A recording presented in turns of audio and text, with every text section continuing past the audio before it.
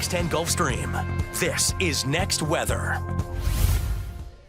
All right, here's what we're tracking across the area as we take a look at our headlines, and we are looking at a few scattered thunder showers over the inland areas with some isolated rain overnight tonight. Not a lot of rain as we get into the overnight hours tonight. We got decent rain chances ahead, which could help some with the drought conditions, and it's pretty active out there in the tropics. First, let's look at rain chances in the short term with our Futurecast model, and what it's showing us here is that we got a little better shot at rain across the panhandle tomorrow, and that's where most of the decent rains are going to come. I-10 southward and along the Florida Panhandle as we go through the next couple of days. You can see that on Wednesday. More scattered showers in the area with a better focus there across the Florida Panhandle.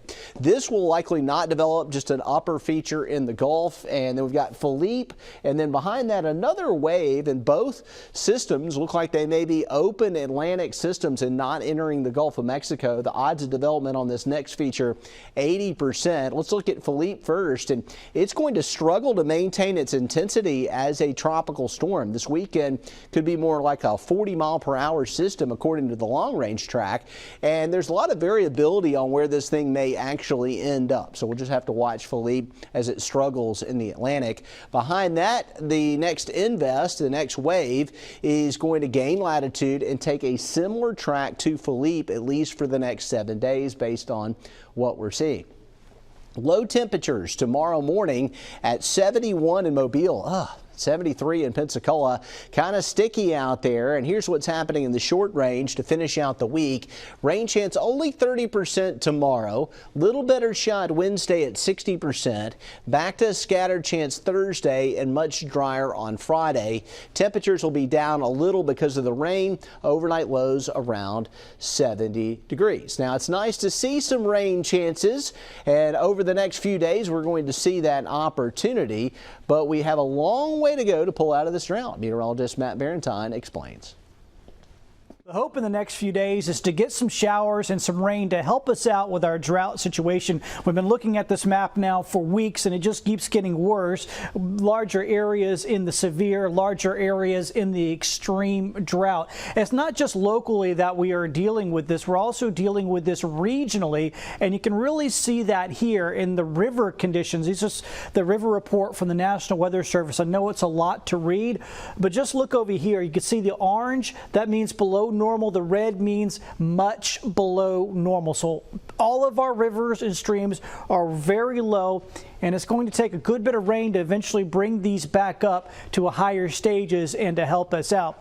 Obviously, you know, this is what we've been dealing with the last 2 months. Very low amounts of rain, -4 inches in August, 3.5 inches deficit so far in September. And of course, it's not only been that, it's been the heat on top of it. When you have the lack of rain plus record-breaking heat like we've seen the last month and a half, that creates what's known as a flash drought. And that is what we've been experiencing, and it's going to be very difficult for us to fully come out of this, and it's going to take some time. In Mobile, Matt Barentine, Fox 10 News. All right, well, you may have noticed this driving home, especially the sun getting down a little earlier, and it's no secret that the days are getting shorter. Meteorologist Jennifer Lambers breaks down what we can expect in the weeks to come. Well, days are beginning to get shorter, and if you haven't noticed it yet, you probably will soon. So let's go ahead and talk about the differences that we saw for today. Well, Mobile saw sunrise at 6:43 this morning. Pensacola saw it at 6:39, and heading into this evening, Mobile sunset set for 6:45, and in Pensacola, 6:42. Now, taking a look at the daylight loss during the full month of October. So from October 1st to October 31st, really the further south you head, the less notice of a difference that you'll be seeing. So it's only about 40 minutes there, but as you head further towards our northern states, really getting to northern Minnesota, North Dakota, it's going to be about an hour and a half difference from the beginning of the month to the end. So what does that look like here locally? Well, in Mobile, it's going to be 53 minutes total for that difference. So on October 1st, sunrise at 6:46 a.m. and on October 31st, that sunrise is set for 7:02 7:06 a.m. So after 7, and then sunset 6:38 p.m. to begin the month.